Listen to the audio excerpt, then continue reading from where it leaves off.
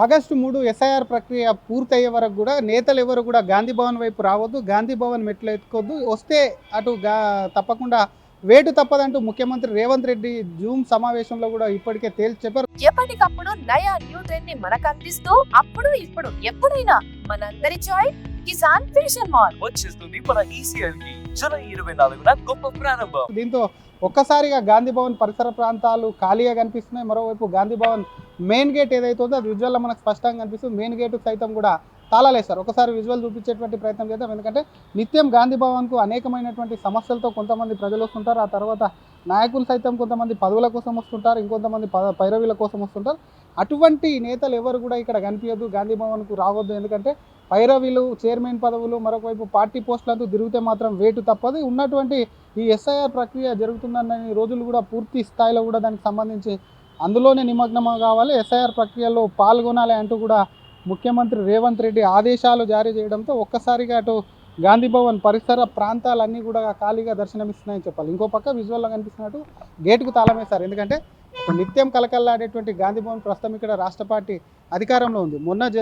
తెలంగాణలో అమలవుతున్నటువంటి ఎస్ఐఆర్ ప్రక్రియ ఏదైతే ఉందో ఎస్ఐఆర్ ప్రక్రియలో కాంగ్రెస్ కొంత అలసత్వం వహిస్తున్నట్టు ముఖ్యమంత్రి దృష్టికి వెళ్ళింది. అటు ముఖ్యమంత్రితో సహా మంత్రులు, అలాగే రాష్ట్ర ఇన్ఛార్జ్ ఉన్నటువంటి మీనాక్షి నటరాజన్, పీసీసీతో పాటు అందరూ జూమ్ సమావేశం నిర్వహించారు. జూమ్ సమావేశంలో ఎస్ఐఆర్ పైన కూడా కాంగ్రెస్ నేతలు, పార్టీ నియమించినటువంటి బిఎల్ఏలు ఎవరైతే ఉన్నారో వారందరూ కూడా కొంత అలసత్వం వహిస్తున్నారని ముఖ్యమంత్రి దృష్టికి వచ్చింది. దీన్ని అలసత్వం వహించకుండా డెఫినెట్గా నాయకులందరూ, అలాగే పార్టీ తరపున ఉన్నటువంటి ఇన్ఛార్జీలు ఎవరైతే ఉన్నారో వాళ్ళు యాక్టివ్గా పనిచేయాలి. వీళ్ళు జిల్లా ఇన్ఛార్జ్ మంత్రులు జిల్లాలోనే ఉంటూ వాళ్ళని సమన్వయం చేయాలి. స్థానికంగా ఉన్నటువంటి ఎమ్మెల్యేలు ఎవరైతే ఉన్నారో ఎమ్మెల్యేలు సైతం కూడా ఎప్పటికప్పుడు కూడా ఇటు ఎస్ఐఆర్ ప్రక్రియను, ఆ నియోజకవర్గాల్లో జరుగుతున్నటువంటి ఎస్ఐఆర్ యొక్క ఎన్యూమరేషన్ ఫామ్ నింపే విధానం కానివ్వండి, ఎస్ఐఆర్ జరుగుతున్నటువంటి తీరు కానివ్వండి, ఎప్పటికప్పుడు కూడా ఓట్లు తొలగిపోకుండా కూడా దీని మీద ఒక వైపు కూడా పూర్తి స్థాయిలో అక్కడే పనిచేయాలని చెప్పారు. ఎందుకంటే ఎలక్షన్లో ఏ విధంగా అయితే ప్రచారం చేస్తారో కాంగ్రెస్ పార్టీకి సంబంధించి ఆ విధంగానే ప్రచారం చేయాలి. లేదంటే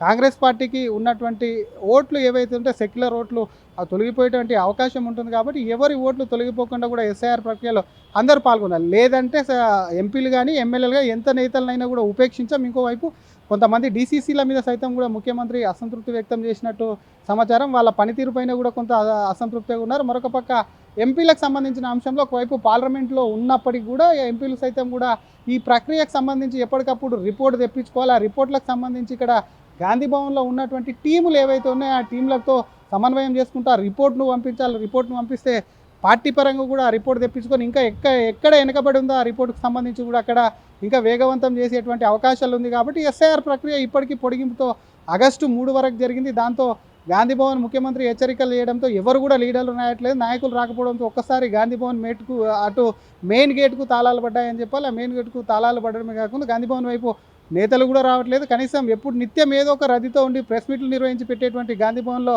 నేతలు ఎవరు లేరు. మరొక వైపు మంత్రులు సైతం కూడా ఇన్ఛార్జీలుగా ఉండి జిల్లాలో పర్యటిస్తున్నారు. ఇంకోవైపు అటు ముఖ్యమంత్రి ఒకవైపు వార్నింగ్ ఇచ్చుకుంటేనే ఎవరైతే యాక్టివ్గా పాల్గొన్నారో ఎస్ఐఆర్ ప్రక్రియలో ఉన్నారో వాళ్ళ మీద వేటు తప్పదంటూ ఒకవైపు వాళ్ళకు వార్నింగ్ ఇచ్చుకుంటే, మరొక వైపు 100 మంది బిఎల్ఏలు ఎవరైతే యాక్టివ్గా పనిచేస్తారో ఆ బిఎల్ఏలకు సంబంధించి రాహుల్ గాంధీతో ఫోటో దిగిపిస్తానని చెప్పి కూడా వారికి సంబంధించి కూడా వాళ్ళని యాక్టివ్ చేసి ప్రోత్సహించేందుకు అటు ఫోటో సైతం కూడా వాళ్ళకు ఆఫర్ ఇచ్చా అని చెప్పాలి. మొత్తం ఏదేమైనప్పటికీ అటు గాంధీ భవన్ నిత్యం రద్దీగా ఉండే అనేకమైనటువంటి సమస్యలు కానీ లీడర్లతో ఎప్పుడు రద్దీగా ఉండేటువంటి గాంధీ భవన్ ఆగస్టు 3 వరకు కూడా ఒకవైపు ఇట్లా తాళాలు వేయడం, ఆగస్టు 3 వరకు ఇదే విధంగా ఉండడం ఏదైతే ఉందో అది కొంత ఆసక్తిగా మారిందని చెప్పాలి. కెమెరామ్యాన్ గజప్తో Sridhar, RTV, Hyderabad. August 3 SIR ప్రక్రియ పూర్తయ్యే వరకు కూడా నేతలు ఎవరు కూడా గాంధీ భవన్ వైపు రావద్దు, గాంధీ భవన్ మెట్లు ఎత్తుకోవద్దు, వస్తే అటు తప్పకుండా వేటు తప్పదంటూ ముఖ్యమంత్రి రేవంత్ రెడ్డి జూమ్ సమావేశంలో కూడా ఇప్పటికే తేల్చి చెప్పారు. దీంతో ఒక్కసారిగా గాంధీ భవన్ పరిసర ప్రాంతాలు ఖాళీగా కనిపిస్తున్నాయి. మరోవైపు గాంధీ భవన్ మెయిన్ గేట్ ఏదైతే ఉందో అది విజువల్లో మనకు స్పష్టంగా కనిపిస్తుంది. మెయిన్ గేటు సైతం కూడా తాళాలేస్తారు. ఒకసారి విజువల్ చూపించేటువంటి ప్రయత్నం చేద్దాం. ఎందుకంటే నిత్యం గాంధీ భవన్కు అనేకమైనటువంటి సమస్యలతో కొంతమంది ప్రజలు వస్తుంటారు. ఆ తర్వాత నాయకులు సైతం కొంతమంది పదవుల కోసం వస్తుంటారు, ఇంకొంతమంది పైరవీల కోసం వస్తుంటారు. అటువంటి నేతలు ఎవరు కూడా ఇక్కడ కనిపించద్దు, గాంధీ భవన్కు రావద్దు. ఎందుకంటే పైరవీలు, చైర్మన్ పదవులు, మరొకవైపు పార్టీ పోస్టులంటూ తిరిగితే మాత్రం వేటు తప్పదు. ఉన్నటువంటి ఈ ఎస్ఐఆర్ ప్రక్రియ జరుగుతుందన్న రోజులు కూడా పూర్తి స్థాయిలో కూడా దానికి సంబంధించి అందులోనే నిమగ్నం కావాలి, ఎస్ఐఆర్ ప్రక్రియలో పాల్గొనాలి అంటూ కూడా ముఖ్యమంత్రి రేవంత్ రెడ్డి ఆదేశాలు జారీ చేయడంతో ఒక్కసారిగా అటు గాంధీ భవన్ పరిసర ప్రాంతాలన్నీ కూడా ఖాళీగా దర్శనమిస్తున్నాయని చెప్పాలి. ఇంకో పక్క విజువల్లో కనిపిస్తున్నట్టు గేటుకు తాళం వేశారు. ఎందుకంటే ఒక నిత్యం కలకల్లాడేటువంటి గాంధీ భవన్ ప్రస్తుతం ఇక్కడ రాష్ట్ర పార్టీ అధికారంలో ఉంది.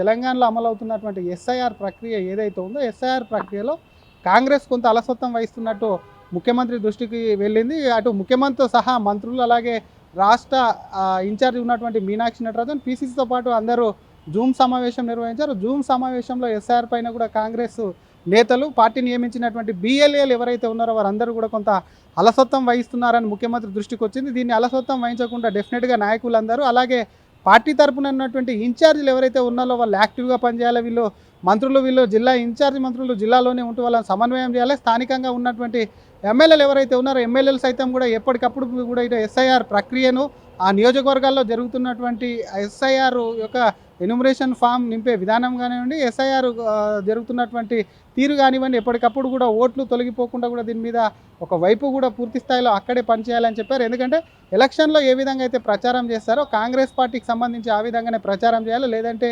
కాంగ్రెస్ పార్టీకి ఉన్నటువంటి ఓట్లు ఏవైతే ఉంటే సెక్యులర్ ఓట్లు తొలగిపోయేటువంటి అవకాశం ఉంటుంది. కాబట్టి ఎవరి ఓట్లు తొలగిపోకుండా కూడా ఎస్ఐఆర్ ప్రక్రియలో అందరూ పాల్గొనాలి. లేదంటే ఎంపీలు కానీ ఎమ్మెల్యేలు కానీ ఎంత నేతలనైనా కూడా ఉపేక్షించాం. ఇంకోవైపు కొంతమంది డీసీసీల మీద సైతం కూడా ముఖ్యమంత్రి అసంతృప్తి వ్యక్తం చేసినట్టు సమాచారం. వాళ్ళ పనితీరు పైన కూడా కొంత అసంతృప్తిగా ఉన్నారు. మరొక పక్క ఎంపీలకు సంబంధించిన అంశంలో ఒకవైపు పార్లమెంట్లో ఉన్నప్పటికీ కూడా ఎంపీలు సైతం కూడా ఈ ప్రక్రియకు సంబంధించి ఎప్పటికప్పుడు రిపోర్ట్ తెప్పించుకోవాలి. ఆ రిపోర్ట్లకు సంబంధించి ఇక్కడ గాంధీ భవన్లో ఉన్నటువంటి టీములు ఏవైతే ఉన్నాయో ఆ టీంలతో సమన్వయం చేసుకుంటూ ఆ రిపోర్ట్ను పంపించాలి. రిపోర్ట్ను పంపిస్తే పార్టీ పరంగా కూడా ఆ రిపోర్ట్ తెప్పించుకొని ఇంకా ఎక్కడ వెనకబడి ఉందో ఆ రిపోర్ట్కి సంబంధించి కూడా అక్కడ ఇంకా వేగవంతం చేసేటువంటి అవకాశాలు ఉంది. కాబట్టి ఎస్ఐఆర్ ప్రక్రియ ఇప్పటికీ పొడిగింపుతో ఆగస్టు 3 వరకు జరిగింది. దాంతో గాంధీ భవన్ ముఖ్యమంత్రి హెచ్చరికలు చేయడంతో ఎవరు కూడా లీడర్లు రాయట్లేదు. నాయకులు రాకపోవడంతో ఒక్కసారి గాంధీ భవన్ అటు మెయిన్ గేట్కు తాళాలు పడ్డాయని చెప్పాలి. ఆ మెయిన్ గేట్కు తాళాలు పడడమే కాకుండా గాంధీ భవన్ వైపు నేతలు కూడా రావట్లేదు. కనీసం ఎప్పుడు నిత్యం ఏదో ఒక రద్దీతో ఉండి ప్రెస్ మీట్లు నిర్వహించి పెట్టేటువంటి గాంధీ భవన్లో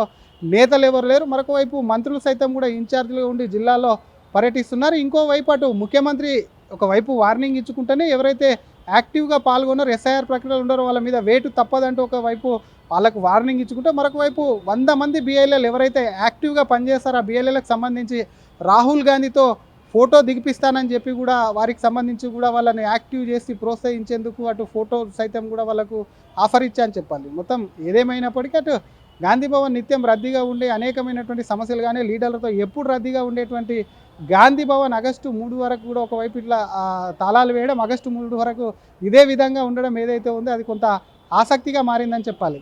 కెమెరామెన్ గజప్తో శ్రీధర్ RTV హైదరాబాద్. ఎప్పటికప్పుడు నయా న్యూ ట్రెండ్ ని మనకు అందిస్తూ అప్పుడు ఇప్పుడు ఎప్పుడైనా మనందరి చాయిస్ కిసాన్ ఫ్యాషన్ మాల్ వచ్చేస్తుంది మన ECL కి జూలై 24న గొప్ప ప్రారంభం.